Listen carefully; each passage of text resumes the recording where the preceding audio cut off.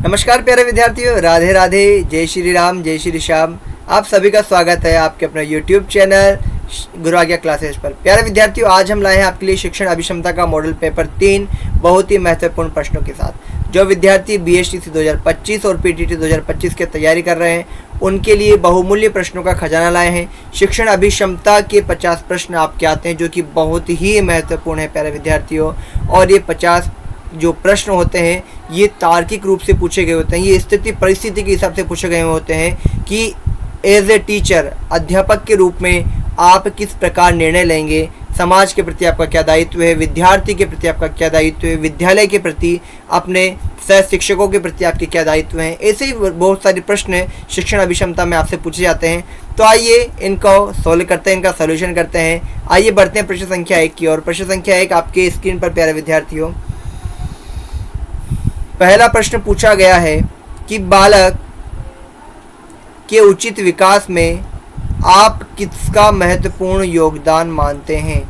बालक के उचित विकास में आप किसका महत्वपूर्ण योगदान मानते हैं। विद्यालय का, परिवार का, समाज का या उपयुक्त सभी का। एक जो बालक होता है प्यारे विद्यार्थियों, उसका उचित विकास कहाँ से होता है। सबसे पहले होता है उसके परिवार से। कहाँ से होता है? उसके परिवार से। परिवार से कहाँ होता है? नंबर 2 पर विद्यालय में। कहाँ होता है? नंबर 2 पर विद्यालय में। सबसे पहले अपने परिवार से सीखता है, उसके बाद वह विद्यालय में जाता है, अपने सहपाठियों से, अपने शिक्षकों से सीखता है, उसके बाद वह जाता है समाज में। कहाँ जाता है? समाज में। तो ये तीनों ही विद्यालय, परिवार और समाज जो है बालक के उचित विकास में क्या है? महत्वपूर्ण योगदान देते हैं। तो विकल्प 4 जो है ये हमारे प्रश्न 1 का क्या होगा प्यारे विद्यार्थियों? बिल्कुल सही उत्तर होगा। बढ़ते हैं प्रश्न संख्या 2 की ओर। दूसरे प्रश्न में पूछा गया है कि शिक्षक को प्रत्येक छात्र के साथ कैसा व्यवहार करना चाहिए।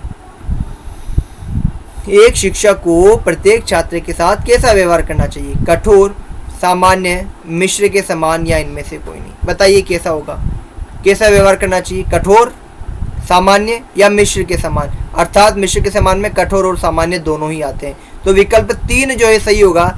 जब छात्र क्या करे? उद्दंडता करे, ठीक है, अनुशासनहीनता करे तो थोड़ी कठोरता भी होनी चाहिए, लेकिन उसे फिर सामान्य भी हो जाना चाहिए। अत्यधिक कठोरता भी शिक्षक के प्रति छात्र के मन में क्या करती है? हीन भावना को प्रकट करने लग जाती है। तो मिश्र होना चाहिए, जहाँ कठोरता की आवश्यकता वहाँ कठोरता और जहाँ सामान्यता की वहाँ सामान्य व्यवहार। तो विकल्प 3 जो है प्रश्न संख्या 2 का प्यारे विद्यार्थियों बिल्कुल सही उत्तर है। बढ़ते हैं प्रश्न संख्या 3 की ओर। और प्रश्न संख्या 3 में पूछा गया है कि जूनियर कक्षाओं में किसके द्वारा परीक्षण किया जाना चाहिए। जूनियर कक्षाओं में, छोटी कक्षाओं में, प्राथमिक कक्षाओं में किसके द्वारा परीक्षण किया जाना चाहिए? शिक्षिका के द्वारा, शिक्षक के द्वारा, प्रधानाचार्य के द्वारा या उपयुक्त सभी के द्वारा। बताइए। प्राथमिक शिक्षाओं में आपने देखा होगा कि अधिकतर जो शिक्षिका होती है, महिला अध्यापक जो होता है, जो होती है, महिला अध्यापिका जो होती है, वह छोटे बच्चों को क्या करती है? अच्छी तरीके से टैकल कर पाती है, उन्हें समझ पाती है। और छोटे बच्चे भी अधिकांशतः शिक्षिका के रूप में, शिक्षक के रूप में महिला शिक्षिका को ही पसंद करते हैं, ठीक है। तो जूनियर कक्षाओं में जो परीक्षण है वह किसके द्वारा किया जाना चाहिए? शिक्षिका के द्वारा किया जाना चाहिए। ये नहीं कि शिक्षक और प्रधानाचार्य नहीं कर सकते, लेकिन उनकी भावनाओं को या भावनात्मक रूप से जो अधिक समझ सकता है वह एक महिला शिक्षक ही समझ सकती है। तो विकल्प 1 सही होगा प्रश्न संख्या 3 का उत्तर। बढ़ते हैं प्रश्न संख्या 4 की ओर। और प्रश्न संख्या 4 में पूछा गया कि आप कक्षा में किन छात्रों से प्रश्न पूछना पसंद करेंगे। आप कक्षा में किन छात्रों से प्रश्न पूछना पसंद करेंगे? वे छात्र जो पढ़ने में अच्छे हैं, वे छात्र जो पढ़ने में कमज़ोर हैं, वे जो प्रश्न का उत्तर देना चाह रहे हैं, या वे छात्र जो प्रश्न का उत्तर देने से बच रहे हैं। बताइए किन्हें? जो छात्र पढ़ने में अच्छे हैं, वे छात्र जो पढ़ने में कमज़ोर हैं, वे जो प्रश्न का उत्तर देना चाह रहे हैं, या वे छात्र जो प्रश्न का उत्तर देने से बच रहे हैं। तो विकल्प 4 इसका सही उत्तर करेंगे प्यारे विद्यार्थियों, क्योंकि वे छात्र जो प्रश्न का उत्तर देने से बच रहे हैं। क्योंकि जो पढ़ने में कमज़ोर है उनके बारे में आपको पता है कि वे नहीं दे पाएंगे, लेकिन जो उनको आता है लेकिन प्रश्न का उत्तर देने से बच रहे हैं, आप उनको सामने लाएंगे, उनको पटल पर लाएंगे। तो विकल्प 4 जो होगा प्यारे विद्यार्थियों प्रश्न संख्या 4 का सही उत्तर होगा। बढ़ते हैं अगले प्रश्न संख्या 6 की ओर। प्रश्न संख्या 6 में पूछा गया है यदि छात्र अनुशासित नहीं है तो आप उनको क्या करेंगे? बताओ। अनुशासन का महत्व बताएंगे, विद्यालय में प्रत्येक कार्य में भाग लेने के लिए कहेंगे, उदाहरण द्वारा स्पष्ट करेंगे, या अनुशासित व्यक्तियों के उदाहरण द्वारा प्रेरणा देंगे। बताइए क्या करेंगे? देखिए, अगर छात्र अनुशासितहीन है यानी अनुशासित नहीं है तो आप क्या कहेंगे उन्हें? अनुशासित व्यक्तियों का उदाहरण देंगे, उदाहरण द्वारा स्पष्ट करेंगे, या विद्यालय के प्रत्येक कार्य में भाग लेने के लिए कहेंगे? क्या करेंगे? तो आप सबसे पहले उन्हें अनुशासित व्यक्तियों के उदाहरणों का द्वारा प्रेरणा देंगे। देखो बहुत से बच्चे करेंगे कि सिर्फ प्रत्येक कार्य में भाग लेने के लिए कहेंगे, तो अनुशासित नहीं है तो कार्य प्रॉपर रूप से कैसे कर पाएंगे? उसके लिए सबसे पहले उनको अनुशासित किया जाएगा, और अनुशासित करने के लिए क्या करेंगे? ऐसे व्यक्तियों का उदाहरण देंगे जो क्या है, अनुशासित हुए। ठीक है, तो विकल्प 4 जो है वह हमारे प्रश्न संख्या 5 का सही उत्तर होगा। बढ़ते हैं प्रश्न संख्या 6 की ओर, और प्रश्न संख्या 6 में पूछा गया है कि बच्चे से व्यवहार करते करते माता पिता को, बच्चे से व्यवहार करते समय माता पिता को क्या होना चाहिए, कैसा होना चाहिए? अपने दृष्टिकोण से व्यवहार करना चाहिए जैसा उनको लगता है। विभिन्न दृष्टांत देकर बच्चे को अपने विचारों से प्रभावित करें, बच्चे के विचारों को समझने का प्रयास करें, या बच्चे के साथ खुलकर अपने विचारों का आदान प्रदान करने की लोकतांत्रिक पद्धति अपनाएं। बताओ क्या करना चाहिए? सबसे पहले बच्चे के विचारों को समझने का प्रयास करें। जब आप बच्चे के विचारों को समझ जाएंगे तो आपको पता चल जाएगा कि अब हमें बच्चे के साथ कैसा व्यवहार करना चाहिए। तो विकल्प 3 जो है प्यारे विद्यार्थियों, ये हमारे प्रश्न संख्या 6 का क्या होगा? बिल्कुल सटीक और सही उत्तर होगा।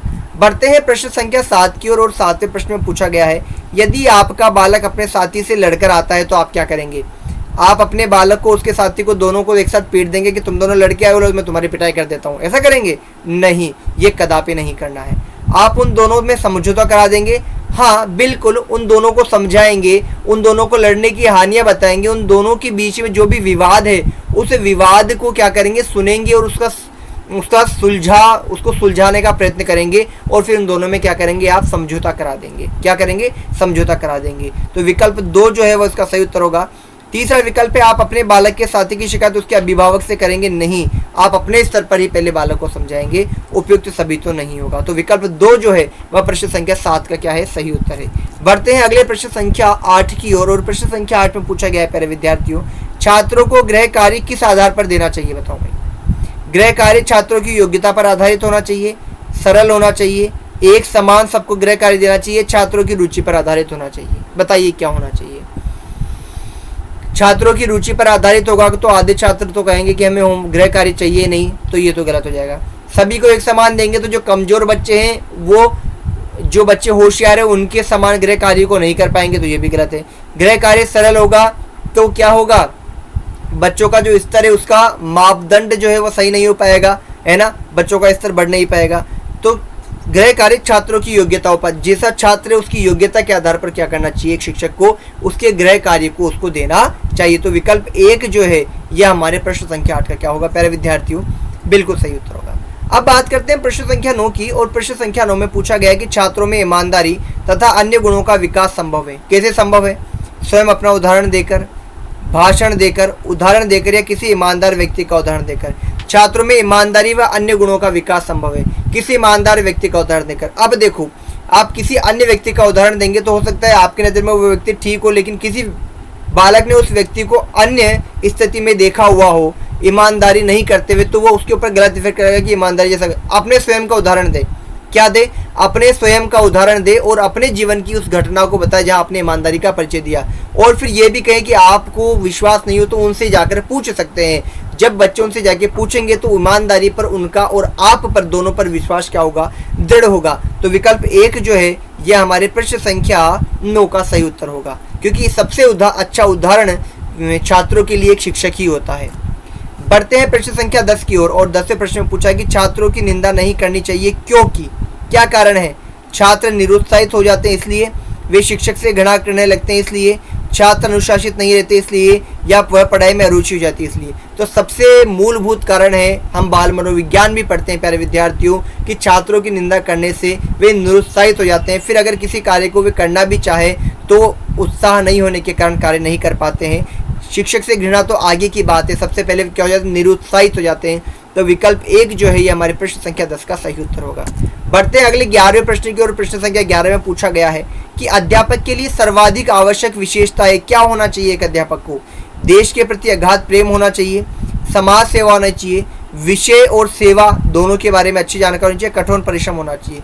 तो देखो प्यारे विद्यार्थियों, सबसे पहले तो विषय के बारे में संपूर्ण जानकारी होनी एक अध्यापक के लिए आवश्यक है, साथ ही सेवा का भाव भी उसमें होना आवश्यक है। तो विकल्प 3 जो है यह हमारे प्रश्न संख्या 11 का सही उत्तर होगा। एक तो विषय का ज्ञान और सेवा का भाव, ये दोनों ही एक अध्यापक में होना आवश्यक है, क्योंकि वह राष्ट्रीय सेवाएं तो करता है लेकिन विषय का ज्ञान होना भी अधिक आवश्यक है। बढ़ते हैं प्रश्न संख्या 11 की ओर। 11 प्रश्न पूछा कि आज छात्रों में अनुशासनहीनता है क्योंकि, क्या कारण है? उनका भविष्य अनिश्चित है इसलिए, उन्हें ऐसा ही सिखाया जाता है इसलिए, उनके माता पिता ध्यान नहीं देते, या इनमें से कोई नहीं। क्या कारण है अनुशासनहीनता का? क्योंकि उनका भविष्य अनिश्चित है। देखो, अनुशासनहीनता कब होगी? जब आपके पास कोई लक्ष्य नहीं होगा। जिसके पास लक्ष्य होगा वह तो अपने लक्ष्य की ओर बढ़ेगा तो उसमें अनुशासनता होगी। और जब उसका लक्ष्य नहीं है, भविष्य अनिश्चित है, उसको पता ही नहीं कि उसे क्या बनना है, क्या करना है, तो वह क्या होगा? अपने आप अनुशासनहीन हो जाएगा। तो विकल्प 1 जो है प्यारे विद्यार्थियों, प्रश्न संख्या 12 का बिल्कुल सही उत्तर है। बढ़ते अगले प्रश्न संख्या 13 की ओर। 13वें प्रश्न में पूछा गया कि कक्षा का सामना करते हुए सबसे अधिक आवश्यकता होती है। एक शिक्षक है आप, और आप कक्षा में पहली बार जाते हैं। वहां जाते ही आपके अंदर सबसे ज्यादा किस चीज की आवश्यकता होगी? आत्मविश्वास की, पाठ की तैयारी की, अध्यापक के व्यवहार की, अध्यापक के व्यक्तित्व की। तो जाते तो आप पाठ पढ़ाने नहीं लगेंगे। सबसे पहले आप क्या करेंगे? इंट्रोडक्शन, परिचय करेंगे, और उस परिचय में आपका क्या झलकेगा? आत्मविश्वास। क्या झलकेगा? आत्मविश्वास। First impression is the last impression, ये आपने सुना ही होगा। तो आपका आत्मविश्वास ही आपको कक्षा का सामना करने का सबसे बड़ा क्या है? हथियार है। बिल्कुल, यह सबसे अधिक होना चाहिए। जितना आप में अधिक आत्मविश्वास होगा, बच्चे आपसे उतने ही प्रभावित होंगे, वो आपको रोल मॉडल मानेंगे और आपके कहे अनुसार क्या करेंगे? कार्य करेंगे। तो विकल्प 1 जो है वह प्रश्न संख्या 13 का सही उत्तर है। बढ़ते हैं प्रश्न संख्या 14 की ओर। और 14 प्रश्न में पूछा गया कि प्राइवेट शिक्षण केंद्रों का मुख्य उद्देश्य होता है। प्राइवेट शिक्षण केंद्रों का मुख्य उद्देश्य क्या होता है? विद्यालयों की कमी को पूरा करना, धन कमाना, परीक्षा पास करना, या उपयुक्त सभी। तो प्राइवेट शिक्षा संस्थानों के पास क्या होती है? उपयुक्त सभी चीज़ें होती है। विद्यालयों की कमी भी पूरी होती है, धन कमाना भी उनका उद्देश्य है, परीक्षा पास करना और उपयुक्त सभी, ये तीनों ही उसके अंतर्गत आते हैं। बढ़ते हैं प्रश्न संख्या 15 की ओर। 15वें प्रश्न में पूछा गया है प्यारे विद्यार्थियों, छात्र एक पाठ को उस समय अच्छा सीखते हैं जबकि कब सीखते हैं? उन्हें अपनी पुस्तकों से पाठ जोड़ जोड़ से पढ़ने को कहा जाए तब अच्छे से सीखेंगे? कदापि नहीं। उन्हें पाठ संबंधी विवेचना में शामिल किया जाए जब, बिल्कुल सही है। विवेचना का मतलब क्या होता है? जब आप पाठ के बारे में डिस्कशन चल रहा हो, विद्यार्थियों से जब आप डिस्कशन करेंगे कि मैंने ये बताया, अब आप इसको कहाँ क्या सीख रहे हैं, अब आप इसके बारे में अपने विचार प्रकट कीजिए, तो उससे क्या होगा कि बच्चा उसको अच्छे तरीके से सीख पाएगा। और अच्छे तरीके से सीख पाएगा तो क्या होगा? बच्चा उस पर कार्य भी कर पाएगा। क्या कर पाएगा? कार्य भी कर पाएगा। तो विकल्प 2 जो है कि पाठ संबंधी विवेचना में शामिल करना, ये हमारे 15 प्रश्न का सही उत्तर होगा। व्याख्यान देने में, व्याख्यान में क्या होगा कि आप बोल देंगे, बच्चे सुन लेंगे, लेकिन उसको अप्लाई नहीं कर पाएंगे, तो ये सही उत्तर नहीं है। और आप उसे बिना किसी सहायता से पाठ पढ़ने को कहेंगे तो बच्चे को क्या पता उस बारे में, जब तक आप समझाएंगे नहीं, आप बताएंगे नहीं। तो विकल्प 4 भी इसका उत्तर नहीं है। तो विकल्प 2 जो है वह प्रश्न संख्या 15 का क्या है प्यारे विद्यार्थियों? बिल्कुल सही उत्तर है। 16 प्रश्न देखो प्यारे विद्यार्थियों। 16 प्रश्न में पूछा है कि आपकी कक्षा में बच्चों को बैठने का पर्याप्त साधन नहीं है। ऐसी स्थिति में आप क्या करेंगे? बच्चों को छुट्टी दे देंगे कि घर जाओ, आज बैठने की व्यवस्था नहीं है, जाओ घर पे, ये करेंगे? बिल्कुल नहीं करेंगे। उन्हीं परिस्थितियों में समायोजन करके पढ़ाएंगे। बिल्कुल, क्या करेंगे आप? जैसी स्थिति उसमें समायोजन करके पढ़ाएंगे। इससे 2 चीजें होगी, एक तो आपका जो शिक्षण कार्य वह नहीं छूटेगा, दूसरा बच्चे समायोजन करना सीखेंगे स्थिति परिस्थिति से, जो क्या है बच्चों की शिक्षण का ही क्या है? एक भाग है। तो विकल्प 2 जो है वह इसका सही उत्तर होगा। प्रधानाध्यापक से प्रबंध कराने को कहेंगे? बिल्कुल कहेंगे। संस्था की व्यवस्था की आलोचना करेंगे? कभी भी नहीं करेंगे। विकल्प 2 और 3 सही है, लेकिन अगर बात करें विकल्प 2 की, तो विकल्प 2 जो है यह बिल्कुल सही उपयुक्त उत्तर है। बढ़ते हैं प्रश्न संख्या 17 की ओर। उत्तम शिक्षा सर्वाधिक सहायक है। किसमें सहायक है? व्यक्ति को आत्मनिर्भर बनाने में, अर्थोपार्जन में यानी पैसा कमाने में, विद्वान बनाने में, या प्रतिष्ठा बनाने में। तो उत्तम शिक्षा व्यक्ति को आत्मनिर्भर बनाने में सबसे ज्यादा सहायक है। बहुत ही आसान सा प्रश्न है, इसका उत्तर आप कर सकते हैं। बढ़ते हैं प्रश्न संख्या 18 की ओर। और 18वें प्रश्न में पूछा गया है कि पढ़ाते समय चित्र दिखाने से सबसे महत्वपूर्ण लाभ कौन सा है? पढ़ाते समय चित्र दिखाओगे आप, जैसे कि आप सामाजिक विज्ञान पढ़ा रहे हो, सामाजिक विज्ञान में भी आप भूगोल पढ़ा रहे हो, और भूगोल में आप बच्चों को क्या दिखा रहे हो? मानचित्र दिखा रहे हो, पृथ्वी का मानचित्र दिखा रहे हो, भारत का मानचित्र दिखा रहे हो, और वहां पर बता रहे हो भारत की भौगोलिक स्थिति को। तो उसका क्या महत्वपूर्ण लाभ होगा? इससे अध्यापक को कुछ समय के लिए राहत मिलेगी? नहीं। छात्र चित्र दिखाने में रुचि दिखाते हैं? बिल्कुल दिखाते हैं, लेकिन इतना महत्व नहीं है इसका। इससे पाठ को समझने में सहायता मिलती है। बिल्कुल सही है भाई, विकल्प 3 जो है सही होगा। क्यों होगा? क्योंकि इससे पाठ को समझने में सहायता मिलेगी। कैसे मिलेगी? बच्चा उसको क्या देखेगा? एक तरह से सामने देखेगा, उसके मस्तिष्क में वह चित्र अंकित हो जाएगा, और जैसे उसको बताया जाएगा कि भारत के इस भाग में पठार है, इसमें रेगिस्तान है ना, भारत के तीन ओर क्या है, महासागर है। वो इस स्थिति को देखेगा तो चित्र के आधार पर उसको अच्छे तरीके से क्या होगा, समझ पाएगा। तो विकल्प 3 जो है प्यारे विद्यार्थियों प्रश्न संख्या 18 का सही उत्तर होगा। बढ़ते हैं प्रश्न संख्या 19 की ओर, और 19वें प्रश्न में देखिए, यदि छात्र स्कूल की यूनिफॉर्म में नहीं आता तो आप क्या करेंगे? यदि छात्र स्कूल की यूनिफॉर्म में नहीं आता तो आप क्या करेंगे? उसे दंडित कर देंगे कि नहीं तुमने आना चाहिए, उसे कक्षा में बैठने देंगे, उसे कारण ज्ञात करेंगे, या अध्यापक के उत्तरदायी मानकर आप शांत रहेंगे? क्या करेंगे? उसे कारण ज्ञात करेंगे, कारण जानेंगे कि क्या कारण है कि बच्चा आज स्कूल यूनिफॉर्म में नहीं आया, और फिर कारण जान करके क्या करेंगे, उसका निराकरण करने का प्रयास करेंगे। तो विकल्प 3 जो है ये हमारे 19वें प्रश्न का क्या होगा प्यारे विद्यार्थियों, सही उत्तर होगा। 20वां प्रश्न प्यारे विद्यार्थियों आपकी स्क्रीन पर, यदि आपके प्रधानाध्यापक बिना किसी कारण आपसे नाराज है तो आप क्या करेंगे? यदि आपके प्रधानाध्यापक बिना किसी कारण आपसे नाराज है तो आप क्या करेंगे? आप भी उनसे नाराज हो जाएंगे कि ठीक है आप भी नाराज तो मैं भी नाराज, देख लो क्या कर लेते हो, ऐसा करेंगे? नहीं, एक शिक्षक होने के नाते आप ऐसा कभी नहीं करेंगे। उन्हें खुश करने का प्रयास करेंगे, ये चापलूसी कहलाएगी, ये भी कभी नहीं करना है। निर्भीकता पूर्वक अपने कर्तव्य का पालन करेंगे। ठीक है, नाराजगी अपनी जगह, लेकिन आपका मूल कर्तव्य क्या है? शिक्षक के तौर पर शिक्षण देना, अध्यापन कराना, साथ ही विद्यालय स्तर पर जो आपको कार्यभार सौंपा गया उसको पूर्ण करना। तो विकल्प 3 जो है ये हमारे प्रश्न संख्या 20 का क्या होगा प्यारे छात्रों, बिल्कुल सही उत्तर होगा। विद्यालय छोड़ देंगे? बिल्कुल नहीं छोड़ेंगे, विद्यालय तो शिक्षक को कभी नहीं छोड़ना चाहिए। तो विकल्प 3 जो है प्रश्न संख्या 20 का सही उत्तर होगा। बढ़ते हैं 21वें प्रश्न की ओर। 21वें प्रश्न में पूछा गया है कि छात्र दंड की अपेक्षा प्रेम से अधिक सीखते हैं, क्योंकि क्या कारण है? दंड की अपेक्षा प्रेम से सीखते हैं, इससे उन्हें आसानी होती है, वे प्रसन्न होते हैं, मानसिक शांति मिलती है, उपयुक्त सभी। तो देखो, इससे उन्हें आसानी रहती है, प्रसन्न होते हैं, मानसिक शांति मिलती है। तो देखिए, दंड से उनको मानसिक रूप से अशांति होती है, लेकिन प्रेम से मानसिक शांति मिलती है, उनमें अपनत्व की भावना जागती है, साथ ही उनमें आदर और सम्मान की भावना भी जागती है। तो मानसिक रूप से क्या होते हैं, परिपक्व रहते हैं। तो विकल्प 3 हम इसका सही उत्तर करेंगे। क्या करेंगे? कि उन्हें मानसिक शांति मिलती है। 22वां प्रश्न देखो कि कठिन पाठों को आप कैसे पढ़ाएंगे? भाई, कोई कठिन पाठ है उसको आप कैसे पढ़ाएंगे? अन्य पाठों की तरह मुख्य बिंदुओं को दोहराकर प्रश्नात्मक शैली में, या कठिन पाठों को छोड़ ही देंगे?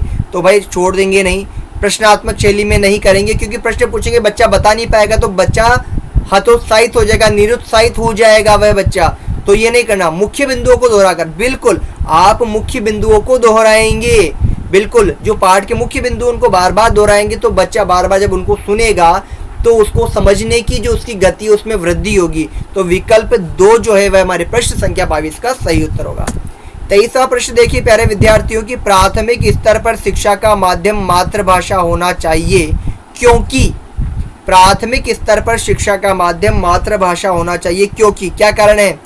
इससे प्रेम की भावना विकसित होती है, मातृभाषा है ना, इससे मातृभाषा के विकास में सहायता मिलती है, इससे बालकों को पाठ्य वस्तु को समझने में सहायता मिलती है, अध्यापन कार्य सरल हो जाता है। भाई विकल्प 3 देख लो, बालकों को पाठ्य वस्तु को समझने में सहायता मिलेगी, क्योंकि मातृभाषा में जिसका वह घर पे प्रयोग करता है, अपने समाज में प्रयोग करता है, अगर उसी भाषा में आप प्राथमिक स्तर पर बच्चे को सिखा रहे, समझा रहे हो, तो वह अधिक है ना, उसकी जो सीखने की गति होगी, उसका जो अधिगम होगा ना, उसमें तीव्रता आ जाएगी, वह बहुत अधिकता से सीखेगा। बढ़ते प्रश्न संख्या 24 की ओर, और 24वां प्रश्न देखो कि छात्रों में खेल के प्रति रुचि पैदा करने के लिए आप क्या करेंगे? छात्रों में खेल के प्रति रुचि पैदा करने के लिए आप क्या करेंगे? अच्छे खिलाड़ियों का उदाहरण देंगे, खेलों के महत्व पर भाषण देंगे, उनके साथ स्वयं उनके साथ खेलेंगे, या उपयुक्त सभी कार्य करेंगे? तो छात्रों में खेल के प्रति रुचि पैदा करने के लिए आप उन्हें क्या करेंगे प्यारे विद्यार्थियों? अच्छे खिलाड़ियों का क्या करेंगे? उदाहरण देंगे। उदाहरण देंगे तो वो क्या होंगे? क्या होगा? उदाहरण देने से वे उत्साहित होंगे। क्या होगा? उन्हें पुनर्बलन मिलेगा। क्या मिलेगा? पुनर्बलन मिलेगा, और पुनर्बलन मिलने से वह क्या होंगे? फिर उनमें खेल के प्रति रुचि जागृत होगी। तो विकल्प 1 प्रश्न संख्या 24 का सही उत्तर है। प्रश्न संख्या 25 देखो भाई, शिक्षक को कैसे वस्त्र पहनने चाहिए? चमकदार, बल्कि चमकीले, चड़क तड़क वाले? बिल्कुल नहीं, सादा स्वच्छ वस्त्र। बिल्कुल एक शिक्षक का जो पहनावा है वह बिल्कुल सादा होना चाहिए, वस्त्र स्वच्छ होने चाहिए, मर्यादित होने चाहिए। आधुनिक कटे फटे जींस वाले होने चाहिए क्या? नहीं, उपयुक्त सभी कदापि नहीं। तो विकल्प 2 जो है ये हमारे प्रश्न संख्या 25 का बिल्कुल सही उत्तर है। 26वां प्रश्न देख लो प्यारे विद्यार्थियों, शिक्षक के आत्मविश्वास का छात्रों पर क्या प्रभाव पड़ता है? शिक्षक के आत्मविश्वास का छात्रों पर क्या प्रभाव पड़ता है? उससे अपने वातावरण का ज्ञान हो जाता है, वह प्रसन्न होता है, उसमें सहानुभूति आ जाती है, उनमें साहस और कार्य करने की इच्छा शक्ति जागृत होती है। शिक्षक के आत्मविश्वास का छात्रों पर क्या प्रभाव पड़ता है? उनमें साहस और कार्य करने की इच्छा शक्ति क्या हो जाती है? जागृत हो जाती है। अगर शिक्षक कैसा रहेगा? अनुशासित रहेगा, शिक्षक सकारात्मक रहेगा, तो वैसा ही प्रभाव वह किस पे छोड़ेगा? अपने छात्रों पर छोड़ेगा, और वैसे ही छात्र भी बनने की कोशिश करेंगे, प्रयत्न करेंगे, है ना, उससे मोटिवेट होंगे। है, बढ़ते हैं 27वें प्रश्न की ओर कि छात्र किस अध्यापक का आदर अधिक करते हैं? जो छात्रों की समय समय पर मदद करते हैं, जो अपनी कक्षा को नियमित रूप से सही समय पर लेते हैं, जो स्वयं को निष्पक्ष बनाए रखते हैं, या उपयुक्त सभी? तो भाई विकल्प जो 3 है, 1 2 3 तीनों जो विकल्प है बिल्कुल सही है। तो उपयुक्त सभी चौथा विकल्प हमारा सही उत्तर हो जाएगा। बढ़ते हैं अगले 28वें प्रश्न की ओर। प्रश्न संख्या 28 में कहा है कि प्राथमिक स्तर पर शिक्षा देने का मुख्य उद्देश्य क्या है? छात्रों में सामाजिक गुणों का विकास, अध्ययन आदतों का विकास, शारीरिक विकास या नैतिक गुणों का विकास? तो भाई अध्ययन आदतों का विकास जो है, बच्चा पढ़ना सीखे, पढ़ने की आदत हो, उसमें अध्ययन करने की आदत हो, यही प्राथमिक स्तर पर शिक्षा देने का क्या है? मुख्य उद्देश्य है। तो विकल्प 2 जो है वह 28वें प्रश्न का सही उत्तर है। बढ़ते 29वें प्रश्न की ओर। प्रश्न संख्या 29 में पूछा है कि शिक्षक बनने पर आपका प्रयास क्या होगा? क्या प्रयास होगा आपका? प्रधानाचार्य आपके विचारों को महत्व दे, ये होगा? कदापि नहीं। प्रधानाचार्य आपकी प्रशंसा करे, यह भी नहीं। प्रधानाचार्य समय समय पर आपको आवश्यक मार्गदर्शन दे, बिल्कुल सही। आप क्या करेंगे? आप प्रधानाध्यापक आपसे बड़ा है, अनुभव में अधिक है, तो आप क्या करेंगे? उससे मार्गदर्शन प्राप्त करने का प्रयास करेंगे। या प्रधानाचार्य आपकी रुचि के अनुसार कार्य नहीं। विकल्प 3 जो है वह 29वें प्रश्न का प्यारे विद्यार्थियों बिल्कुल सही उत्तर होगा।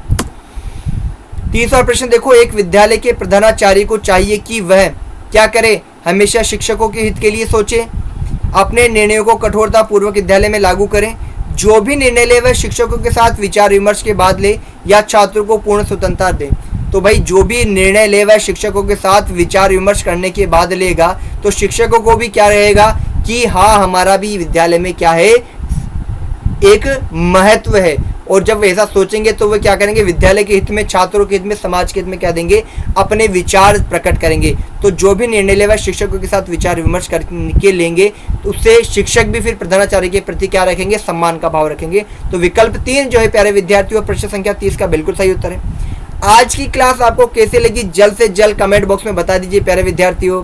अगली क्लास लेकर आ रहे हैं हम आपके लिए कल, बिल्कुल, तो हमारे साथ बने रहिए। राधे राधे, जय श्री श्याम, जय श्री राम। अगर अभी तक आपने चैनल को सब्सक्राइब नहीं किया तो सब्सक्राइब कर दीजिए, लाइक कर दीजिए, शेयर कर दीजिए।